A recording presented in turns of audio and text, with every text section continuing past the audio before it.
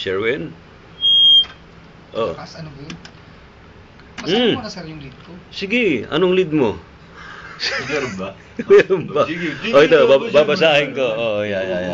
Ang lead niya Ayan. ngayon ay leader. Siesta, mainam sa solusyon, na solusyon para makaiwas daw sa problema sa puso. Ayan. Siesta.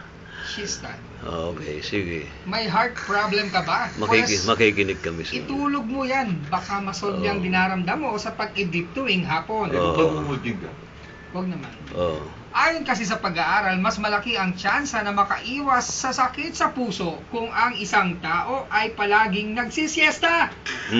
Siyempre, pagka papetiks-petiks ka sa trabaho, ganyan si Erwin, malayo ka sa sakit, mantakin mo sa lahat ng kasama sa trabaho, sub-sub sila sa trabaho, tapos ikaw naman, nahihimbing lang sa pagtulog, panigurado, hindi ka dadapuan ng sakit sa puso. Talaga.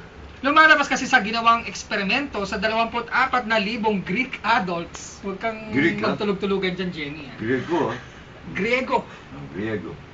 Sa nakalipas na 6 na taon, na mas mababa umano ang tsansa na magkaroon ng heart problem ang isang tao na nagsisiesta ng 30 minuto sa isang araw, kaya mga... Ano? Kaysa sa mga hindi natutulog sa tanghali. Oh. Jenny, tuwing tanghali lang, hindi ngayong pag-gabi na. Talaga lang ah.